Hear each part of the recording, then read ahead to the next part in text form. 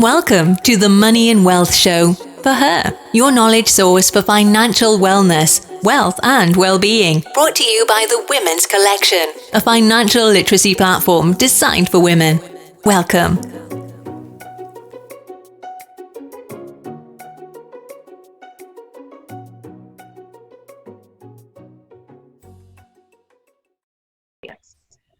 Okay, so why don't we get started? So again, thank you, ladies and colleagues, for joining me on season 2 of the Money and Wealth Show for her. This COVID-19 pandemic has had a profound impact all over the globe on people, on everything possible has been impacted. But what I'm really looking forward to having today, a discussion and hearing your views on how COVID-19 has impacted financial advice. I think it's a very interesting topic and getting more granular in terms of that impact. But before we get started, I would like to introduce each of you for our guests. Our audience always likes to know, hear from very impressive women, and all of you are definitely in that category. So first we have Sybil Birch, and she is the Executive Vice President and Head of Private Client Solutions at Raymond James Private Clients Group. She is also the host of The Wealth Life, a financial literacy talk show offering real-world advice on money matters. And I believe it is getting ready to film its sixth season, correct, Sybil? Yes? Yes, we just finished season 5, which will air January 9th, and season 6 will be filming in May. Great, congratulations on that. I look forward to seeing it. Thank you. We also have Patricia Ferrarisi, otherwise known as Pat, because that is a mouthful and difficult to pronounce. And she is the Vice President of Product Management at Investment Planning Counsel, IPC. And she has more than 20 years of experience in capital markets, entrepreneurship, and strategy consulting.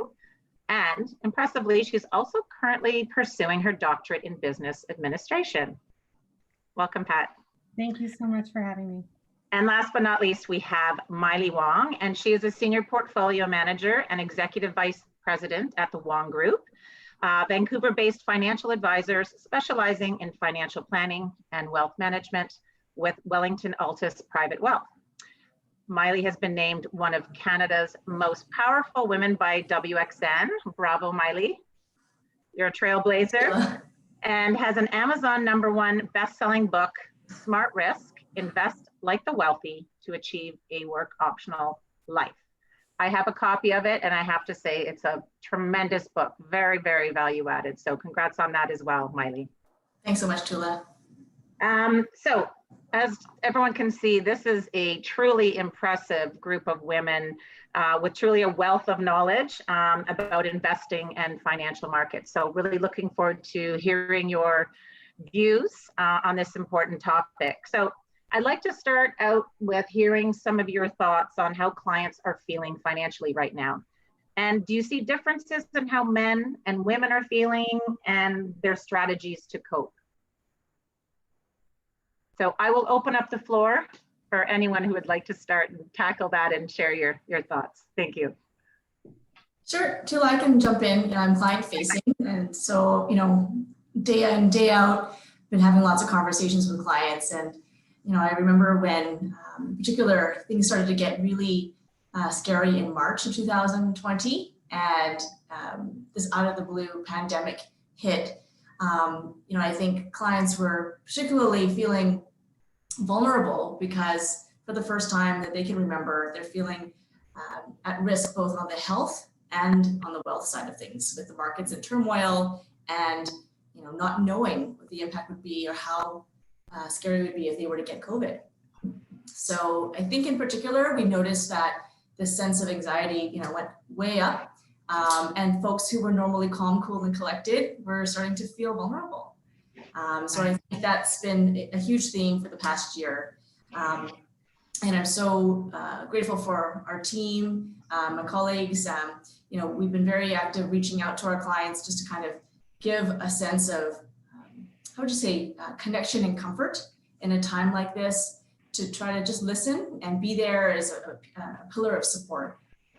Not only talking about, what's happening in their portfolios, but more importantly, checking in with them, seeing how they're feeling, how they're doing, and just providing more of a a sense of stability in this time of uncertainty.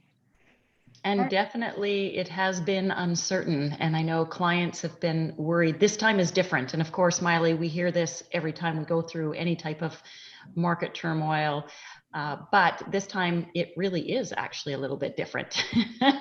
And so clients, what I have seen, at least within our organization across the country, is clients wanting a lot more handholding and support, wanting to check in on their financial plans, creating a little bit more cash in their portfolios to fund them through whatever their cash needs may be over the next couple of years.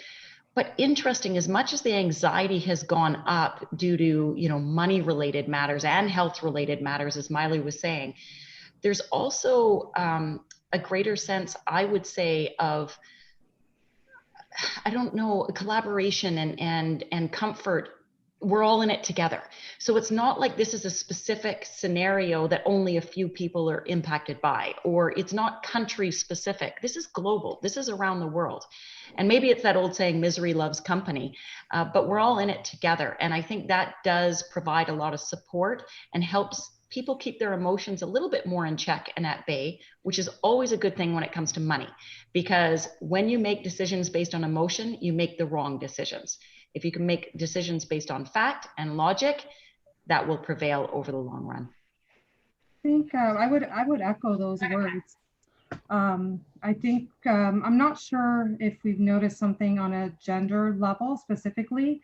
I would say the fact of COVID has played a very interesting role on how it has impacted also in investments. And the reason why I say that is through COVID, the need to communicate even more so with your clients, for the advisors to communicate with their clients, has increased, which has been interesting, but mostly due to the fact that they want to speak to their other family members. And technology has been more readily available, either an iPad or so forth being given from kids to grandparents to parents and so forth, that may have probably never used technology in the past.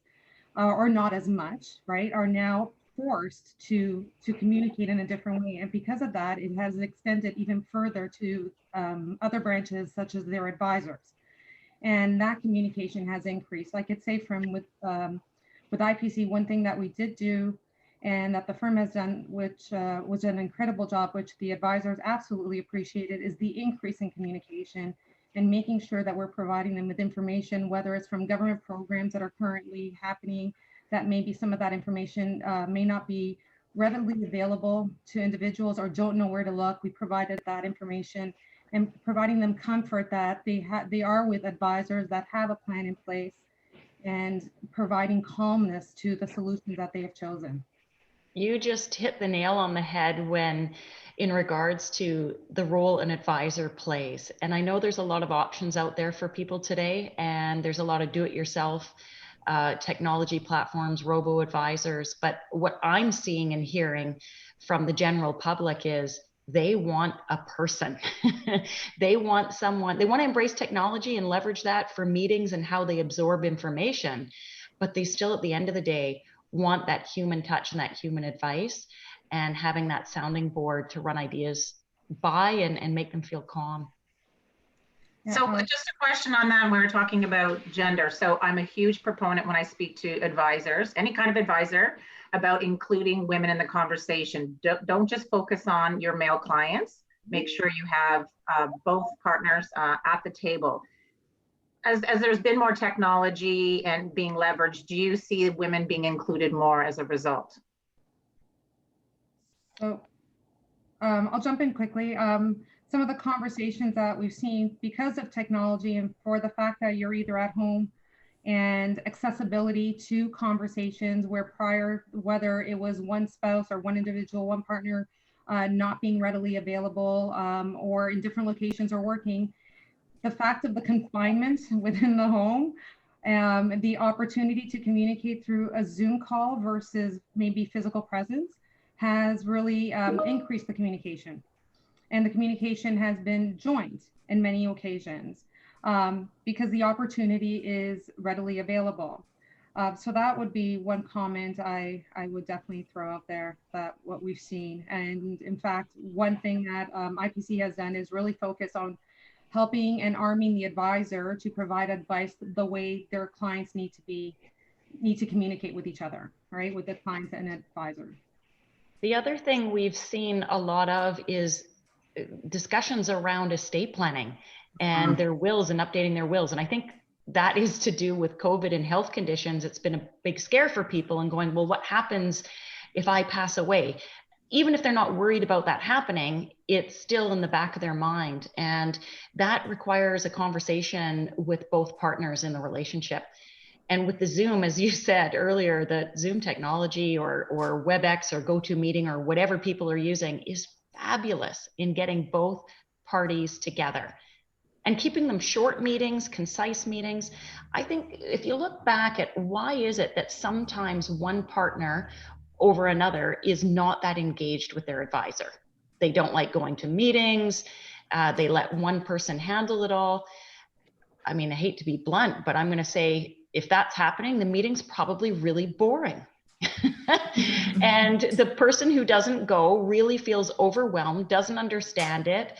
And, you know, if you can change the meeting to make it more engaging and all about the client and the client's partner and get them involved, talking about the things that are important to them, that will change the participation rate.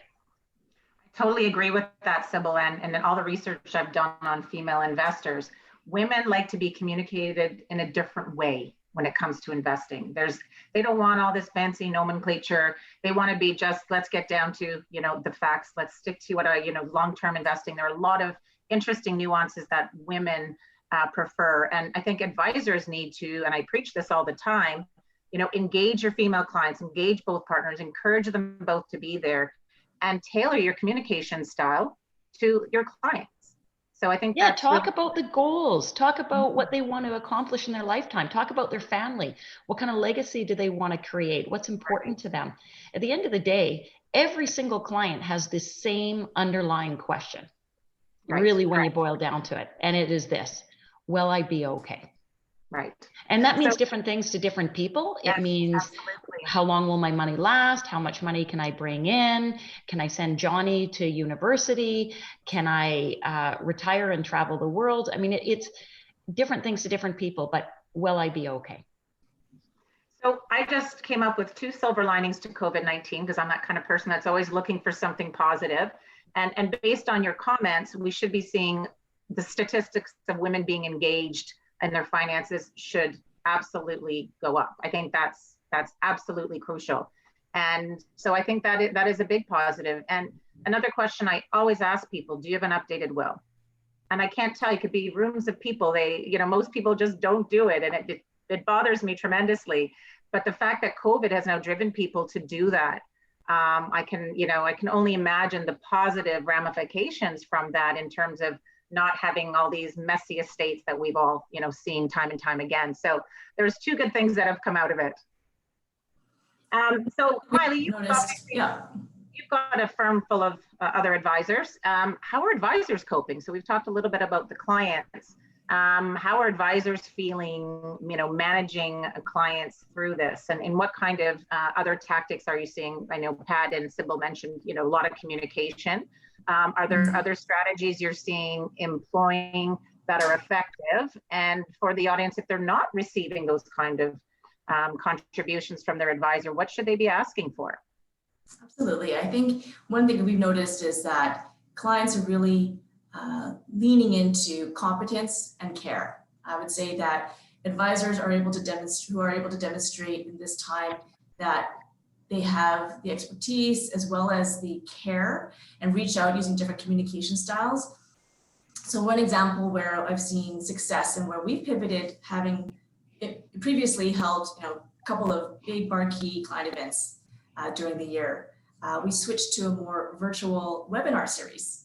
But wanting to provide that insight and engage more people, we've actually found that the participation level has gone way up, even though we're not able to meet in person, and create a platform that makes it easy for even clients who weren't as used to being able to use technology for video conferencing getting them over that hump, making it easy for them that first time, sets them up for success to be able to engage and get even more communication going forward. So another way that we pivoted to make it fun and to get some excitement in the mix for clients to get involved is that we curated with a local business to provide charcuterie, cheese and meat boards for clients who were willing to tune in to that first webinar. And I actually did a lot of the deliveries myself to go and see the client, and just provide that extra level of connection. So being creative, making it fun, and being able to kind of adapt and pivot in ways that allow advisors to stay in touch with their clients while staying safe in this new virtual world that we live in, I think can actually enhance the client relationship and bring it to a new level. And so, Raymond James, tons of advisors. How are advisors feeling? Are they feeling supported? Are they feeling confident? I know 2008, when I look at that kind of market situation, was difficult for advisors as well because they didn't know what was going to happen. And this is quite different in that it does impact everyone. So how are the advisors there feeling and adapting themselves? Well, there's been lots of changes that I've seen. The short answer is they're adapting very, very well. They've been super busy rebalancing portfolios, and just like with any economic condition that we would be up against or any market correction, there's always opportunities there. So when you look at COVID, you look at which sectors are not going to perform well versus which sectors are. So there's been a lot of rebalancing. I've seen an increase in participation in our in-house support with our investment strategists, our economists, our portfolio managers, and really looking at assisting the advisors on the money management piece. That's been one component that I've seen a change in. The flip side, over to the clients, which the clients of course benefit from that, but flipping over to the client side in communication is embracing this new technology, having more client meetings via video conferencing. Some still prefer telephone conferencing, and that's fine as well. But with the video conferencing, you can share your screen, you can update the financial plan, you can show the charts of their money growing over time. And you can, it's just such a great tool to share that information. I see a lot of advisors embracing social media. So they're recognizing that clients want information differently today than maybe they've wanted it in the past. They're setting up webinars. They are posting more timely, and they're doing videos, which in the past, I mean, if I had talked to a bunch of advisors several years ago and said, you should do a video series to share information in addition to maybe just writing a newsletter, people are like, they don't know where to start. They don't want to be seen on camera. All of a sudden now it's comfortable for everyone because everybody's doing it. So I would say the bigger challenge from a firm perspective is keeping up with the volumes of, content and getting it approved and getting it out. But that's what I've seen from a bigger picture perspective. Right. Pat, do you have anything more to add? I know you had talked about the technology. I would love to, again, just get the advisor sentiment in terms of how they're coping and managing through this crisis. No, I would say our advisors have been doing great and actually very happy with the support that IPC has been providing, as making sure they're armed as well for their clients, that we're providing them information, not only between the dealer to the advisor, but also making sure that they're armed to speak to their clients. And I think that is a big thing. What COVID did is fast forward the clock by a few years and bring us to a digital solution where you're forced into a situation. But the other thing that I would say that probably has happened is the optics of accessibility. That all of a sudden, if you're at home, you are therefore available 24/7. And I'm not sure we've solved for that yet. I'm not sure we even solved for that in the workplace, because I feel like I'm sure everyone feels a little bit like they've been working more.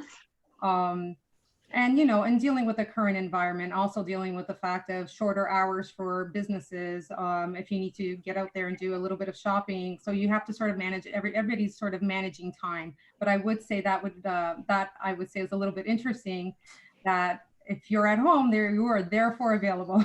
So, but overall, I would say the advisors are feeling very supported. And need to set those boundaries. For sure. So I just want to switch gears a little bit and really get into the female investor. We talked a little bit about that in terms of, I'd love to hear some of the strategies you are and your firms are employing to really engage women more and educate them.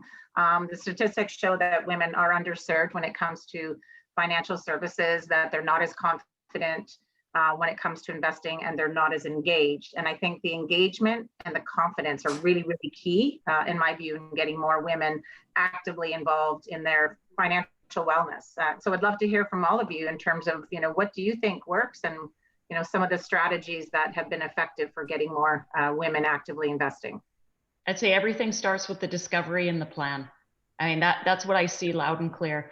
If advisors start with the investment portfolio and talk about the standard deviation and alpha and beta and correlation, I mean, most women, actually, I think most men as well, don't really care about that.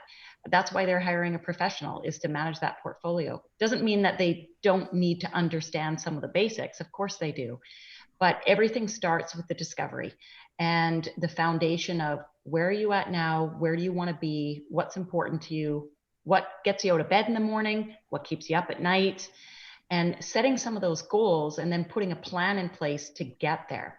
Once you have that done, then all of a sudden the investment, which is a very big component, the investment portfolio is a big component in achieving those goals. But don't start with the investment portfolio. That's the last thing that gets talked about, in my view.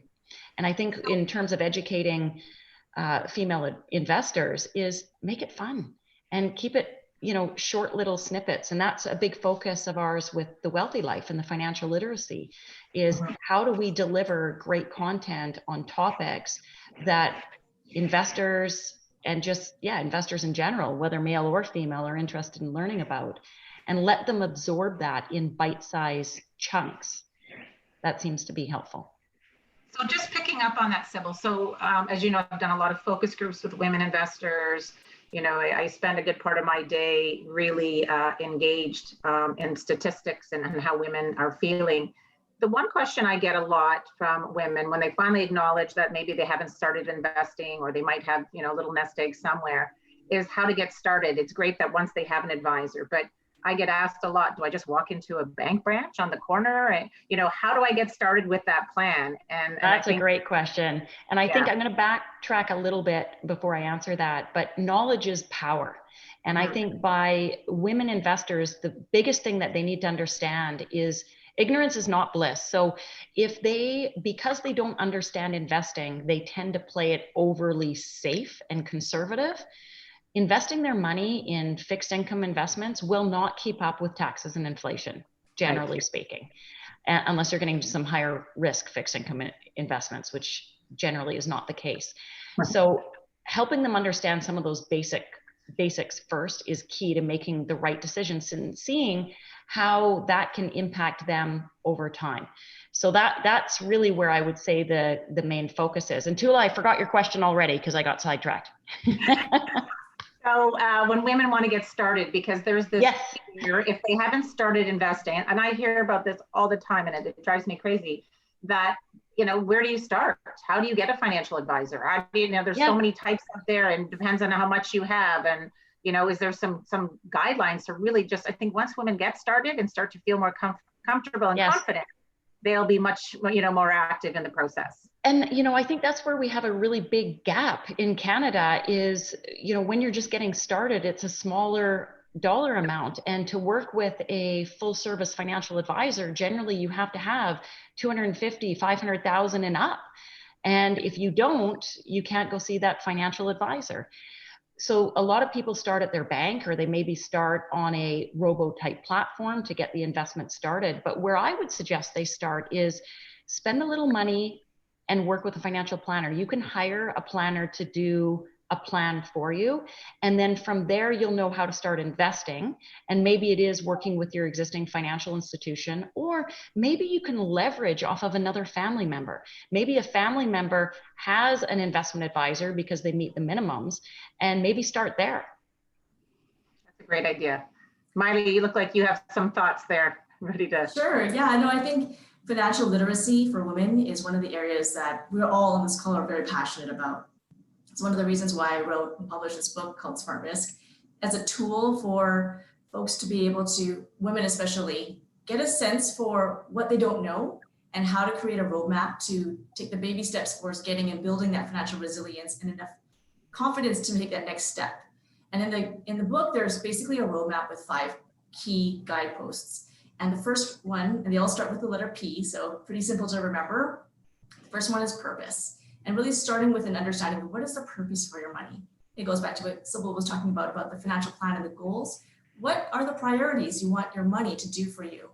And for some, it could be just getting to that point where they're able to feel confident they can retire, call it that work optional life. For others, it might be getting their children through university, but really taking the time to crystallize what are the key priorities. Because, talking to clients over the years, a lot of times people don't have a clear idea of what that is, and talking to your spouse about that too, so that you can be aligned on the same page.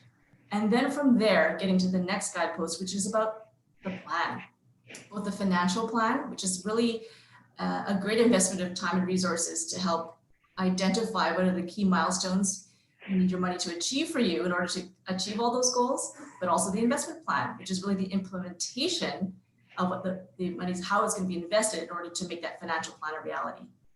And then from there, it's about the people that you surround yourself with, right? The right advisors, whether it's a trusted strategic wealth advisor, a good tax planning accountant, a lawyer, a physician of some sort, getting that circle of trust, the people in place is really important. And then the last 2 are really about perspective, developing that, what I call a wealthy mindset, the right way of thinking about money. Women oftentimes, as you mentioned, may be too conservative with their money. They might be rock stars in their business and willing to take risks in growing their business. But when it comes to taking care of their own finances, it's always on the back burner after looking after everyone else. And so we really advocate for recognizing what those biases are and flipping towards a more healthy mindset, better perspective around wealth and finances. And finally, the 5th P is positive action, actually taking that next step. And oftentimes that's where women can get kind of held up, right? Taking that action, they know what they need to do, but just stepping across that chasm of uncertainty to actually make a change. It's so much easier to stay in that inertia bound place where you just keep doing things the same way. And I think COVID has provided a catalyst really to shake things up for a lot of women, men included, to actually take that step and, take that step across the chasm and put the odds in their favor to be in a better, wealthier mindset and be closer to achieving their goals. And I love that. solid principles. And I think you hit the nail on the head in terms of one of the differences I've seen between men and women.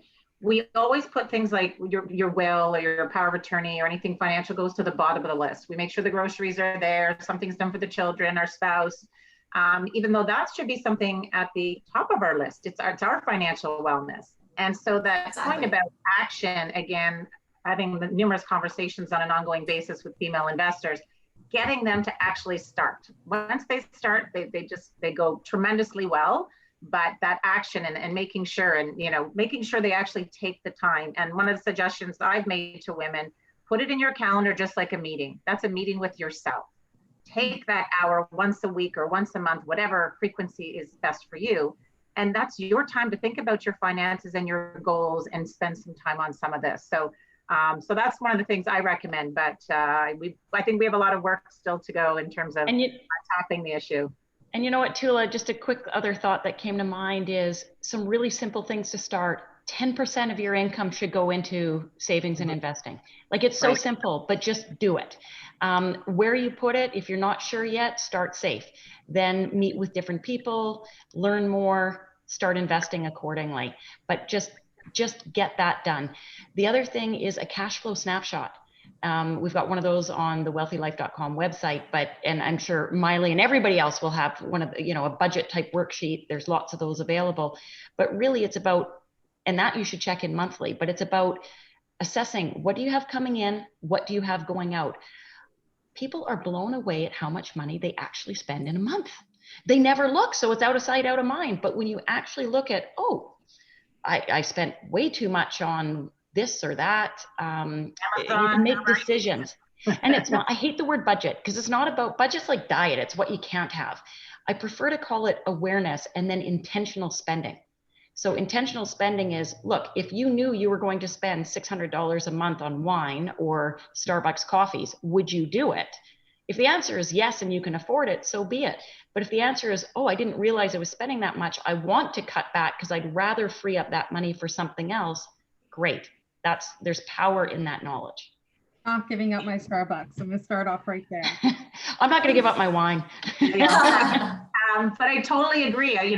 When you look at your credit card statements are perfect, right? Just to sort of actually go through it and not, and look what's there and start, putting them in categories. And I know with the start of the pandemic, my Uber Eats, I couldn't believe how many times myself or my children are ordering things, and that really, really adds up. Amazon, all of a sudden I have to think, oh, I need this, I need that. And the Amazon packages keep arriving. And then when your credit card bill comes, again, to your point, Sybil, I would never have intended to spend whatever $400 on Uber Eats in a month. I think that's ridiculous. But so again, I think to have that sort of forward and backward looking in terms of how you would approach things can help us to be, I guess, a little bit more conservative.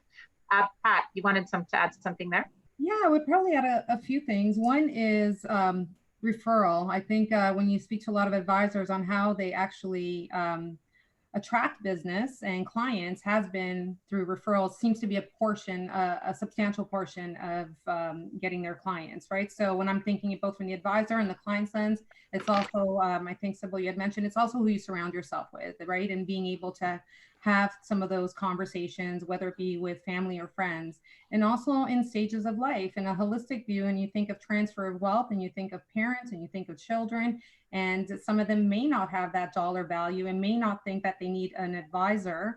And I do, from speaking from different advisors, they have different programs in place, depending, right? That, yeah, you may not have that dollar value today, but you will maybe tomorrow, and you will maybe 10 years from now when you graduate and you're now a doctor and so forth, right? So there are different opportunities to think about that. So having that holistic lens is I would say, is very important, and not to be short-sighted in the sense of saying that money, a financial advisor is only for those that have a lot of money, because it's about planning, not necessarily strictly about investing. So I think that sort of spans to a larger portion of the conversation in different phases of life as people progress. Fantastic point. You're all sort of similar in terms of it's the planning. Get started with the planning and don't worry at the outset in terms of how much money you have or what it should be invested in. I think those are all very valuable insights. And this is a bit of a twist on it, but I was thinking about financial advisors that are female. Men can do a great job. Females, I think, have just the soft skills to be tremendous at the role. And I think they can succeed significantly. And how do you think we could get more female financial advisors and more female wealth planners, and that can help also then draw out other women? And again, not necessarily do all women want a female financial advisor, but I think a good proportion do because of the qualities that women present during that conversation. So would love to hear anyone's thoughts on how. Well, this is near and dear to my heart for sure. About 5 years ago, we set a goal out at Raymond James to get to 25% female advisors by 2025. At that point in time, we're at 14.7% female advisors. We're now at about 18.3. So we're moving the needle somewhat, but it's slow. Industry averages are still around 14 to 15%. And a lot of studies show that I think as an industry, we've done a lousy job of communicating what an advisor does and how rewarding this is as a career and how flexible it can be in terms of work hours and team building. And maybe that's another silver lining of COVID is people are recognizing, oh, there is a different way to operate and to run a business. Typically, I think what the studies show is that women, when they think financial advisor, they think they need to be super good at detailed math, like calculus, and they had to be a straight A math student. Well, guess what? When it comes to investing, most of the math you need to know, and same with financial planning, you learned in elementary school. plus, minus, multiplication, and division. I mean, yeah, you add in the power of compounding, but it's not overly complicated. You can narrow it down. And the key thing that we haven't emphasized enough, it's all about helping people. I mean, as a female advisor, you are getting to know what is important to the client. You're learning everything about their life, their family, their health, their hopes, their dreams, their challenges. And it's kind of a counselor role, a teacher role, and then the money manager role as well. And you don't have to be the portfolio manager yourself to be an advisor in our business. There are so many world-class portfolio managers available to all financial advisors. You can hire out the portfolio management piece. So we need to do a better job of educating how rewarding it is. The other thing that came up in the study is compensation, and it showed that women tend to prefer more of a stable income stream. They prefer maybe more of the salary plus a bonus structure. And in our industry, it's primarily commission. So there are some, the financial advisor roles at the banks are a salary plus, but when you're a financial advisor at a bank, typically you've got thousands of clients you're working with. It's more of a reactive than a proactive approach. It's a completely different experience. So when you transition over onto the total wealth management side and the advisory side, then it is commission based. So if we can figure out ways to maybe look at different structures or to help women realize, don't be afraid of that. Most new advisor training programs actually do give you a base salary for the first few years. And really the upside potential on the commission base, if you are good at your job, you won't even think twice or look back. The commission will not be an issue. You will have such a great stable income stream. You'll even question yourself why you were worried about it in the first place. Right. I wonder if a lot of that also just comes like not necessarily isolated to financial planning. I would tell you my first roles from trading was 100% commission, right? But it's also being introduced to a different comp structure right in the beginning or at different phases of your life.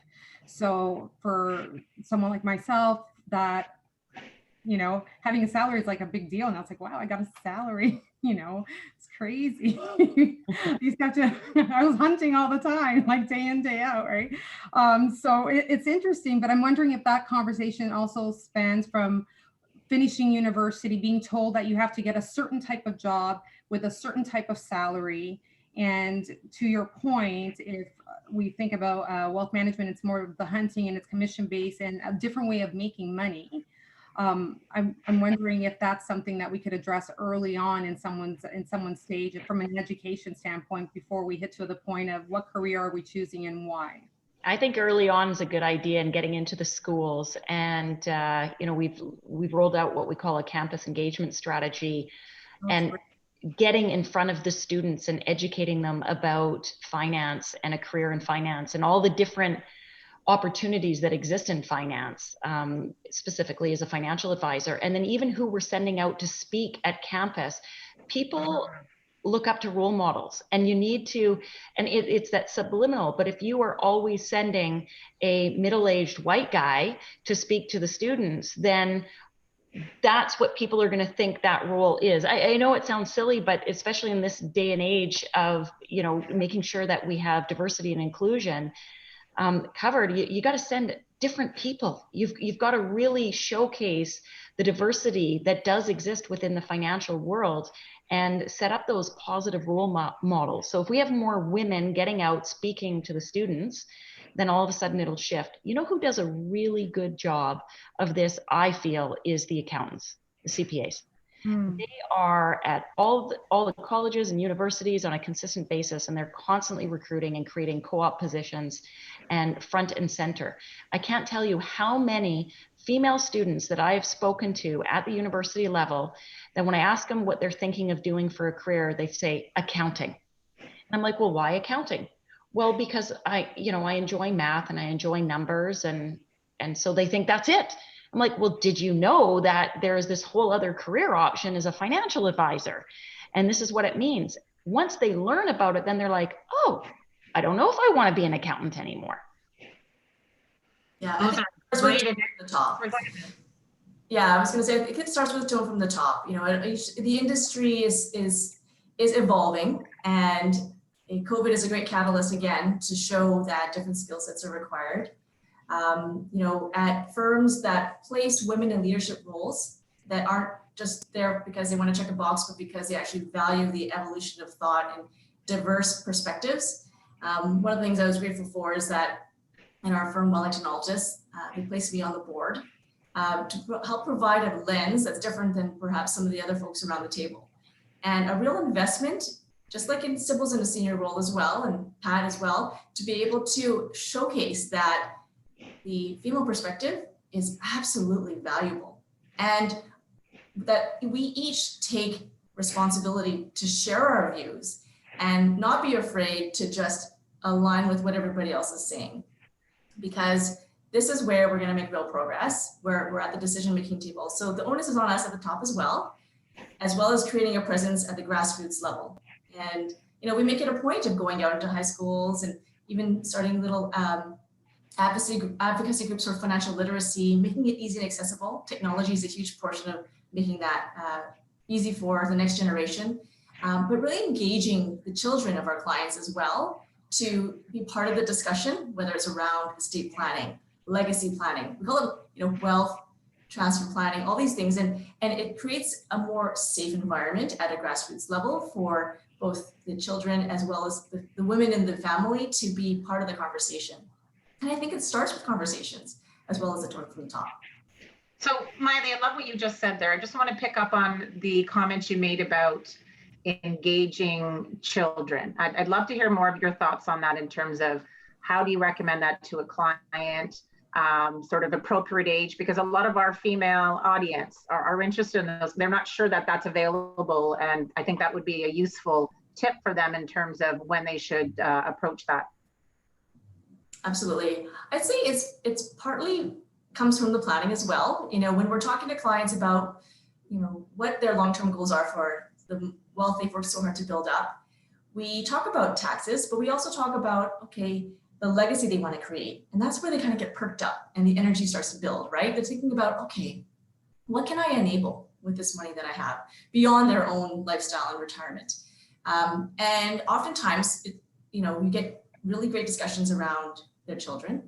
And I've not met one family where they have all their children are similar. You know, every child is so different. You know, we have some who are concerned about one child's drug addiction, so they maybe need to set up a trust for that child, and then one other child who's a rock star in the business. So not only are these conversations important for your existing client, but also to help them set up so that that wealth can cascade across generations and involve the next generation when it makes sense. So we offer the ability to have like a family meeting, and you can do a family meeting sitting around a table or a Zoom call these days. But, you know, start with the safe conversations around, oh, you know, perhaps it's the common enemy of COVID and how COVID is impacting finances and engaging the next generation in just very non-threatening discussions around money about that common enemy. And then as trust is being built up, start to talk about, okay, what's next? What are the expectations around the money after the one generation is gone? What are the values that this generation one, we call it, wants to have cascaded to the next generation? Oftentimes a safe level of entrance for that discussion is around enabling education for the next generation too, for the grandchildren. And so make it so that it's light, it's not too, I would say, daunting as a conversation, to start to set the baby steps up for success, to have the more bigger conversations that maybe people feel a little bit more guarded against. But just to start having that conversation is so valuable, both at the existing client level, but also to help that wealth cascade across generations. I love that. Any further comments on that, Sybil?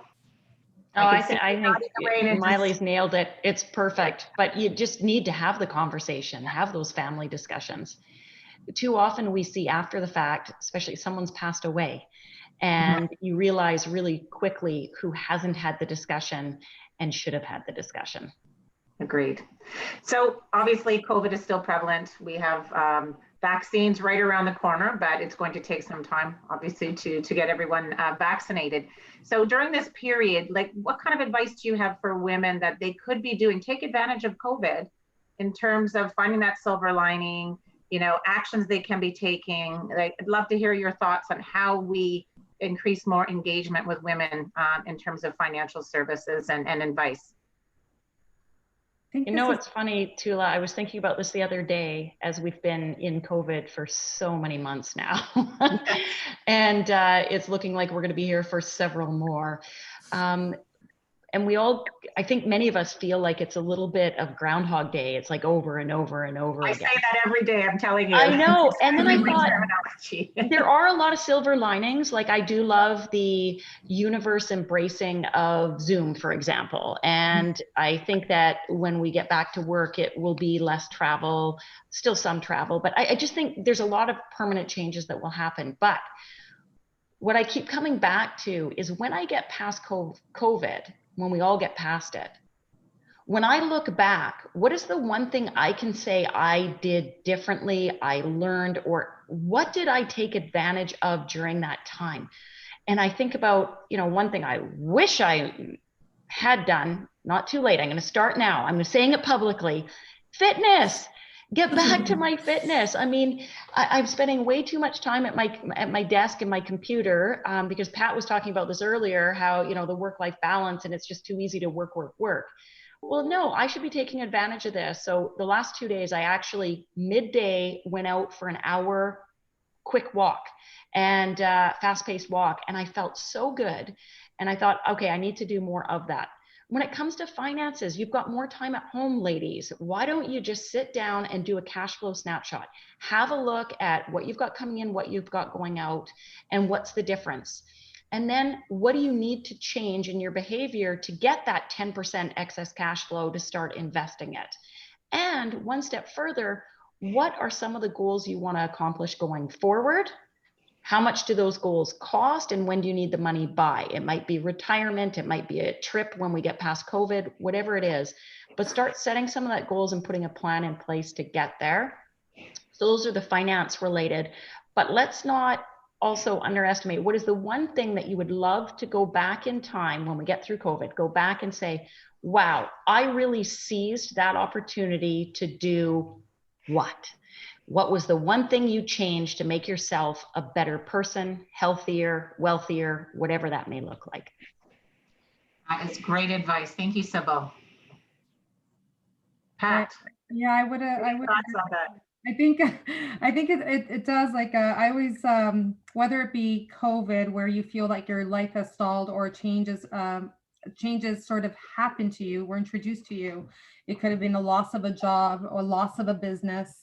Loss of family members, whatever it is that sort of creates that emptiness inside you and sort of spirals into something else. And we've seen and there's been a lot of talk about mental health issue and so forth, and how it's really affected. So I find that often in many situations, not necessarily just COVID, people get stuck on what just happened, focused on this change that just impacted their life, as opposed to an opportunity to say, okay, this happened. And to Sybil's point, what can I do better? What can I do next? Because sooner or later, guess what? Mean reversion, we're going to go back to work, or some things are going to go back to normal. Your kids are still going to be yelling, or whatever it is, right?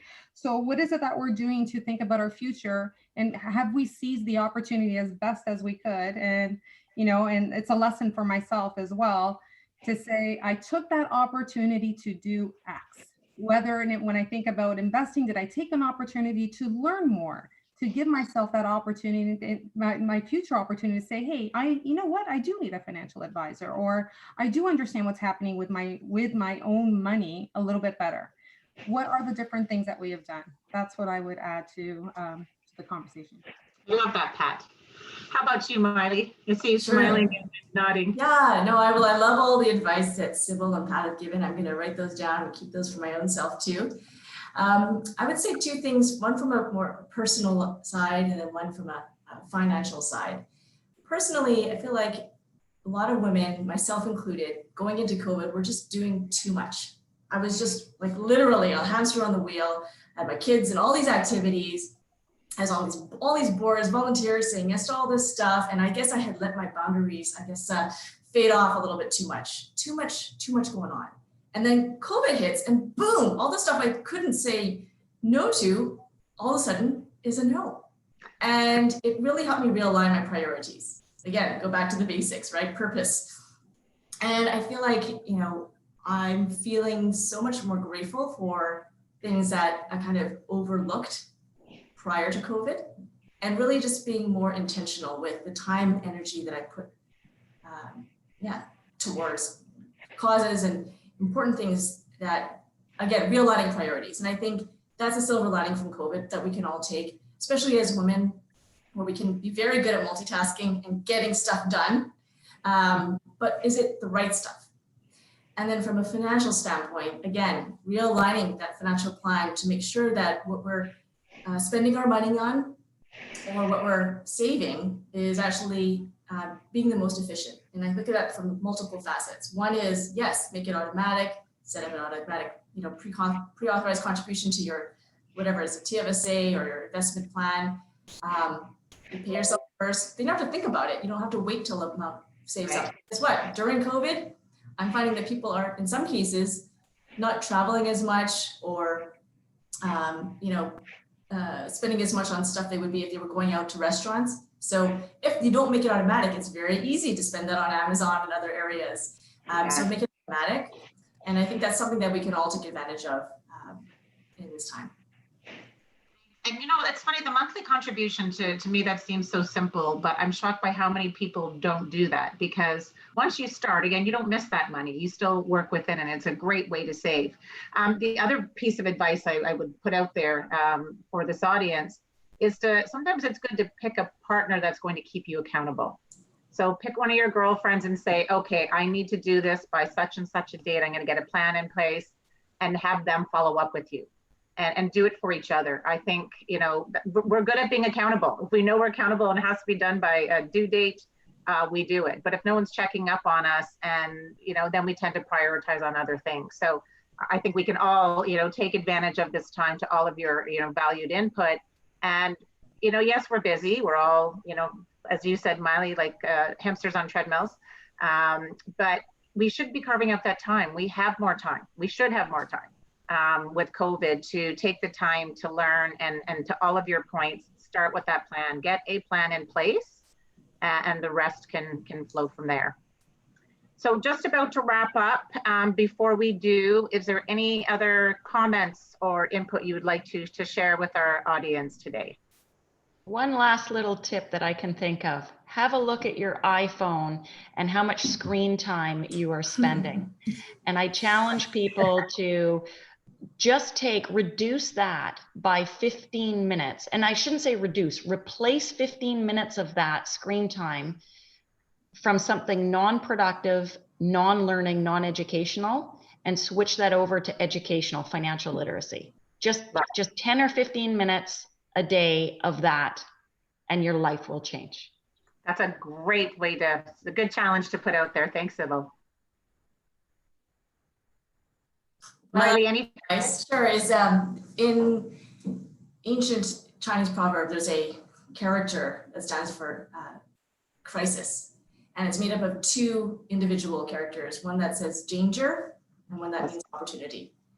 And yes, we all have been in an incredible crisis this past year, and we're inundated by the bad news of the danger and the risks in our health and everything that's out there. But don't lose sight of the opportunity. Like Tuula, you've done today on our webinar, really focusing on the silver linings and the opportunities that we all have as both advisors and for our clients, the opportunities to put ourselves in a better position as we emerge from this pandemic. So thank you for doing this. Oh, my pleasure. Loving it. How about you, Pat? Any further comments to share? The only thing I would probably share is make sure that you're building a foundation that makes sense to you. I think of behavior. It's something that I look at a lot when it comes to even the markets and different things. So do things that make sense to you and that provide you with that foundation and stability to make better decisions, whether it comes to your financing, your investing, and your planning and so forth, including your personal life. I think that foundation is very important. Great, thank you. Well, thank you so much, ladies, for joining us on this segment of the Money and Wealth Show for Her. You are all just amazing women in so many ways on both a business and personal front, and set such strong role models for all the women out there, for clients to, or investors to progress, but also to encourage more women into the industry. Clearly, you're all examples of how successful you can be. So thank you again, and look forward to having you on a future segment. Thank you. Thanks. Thank you. And stay safe. Bye.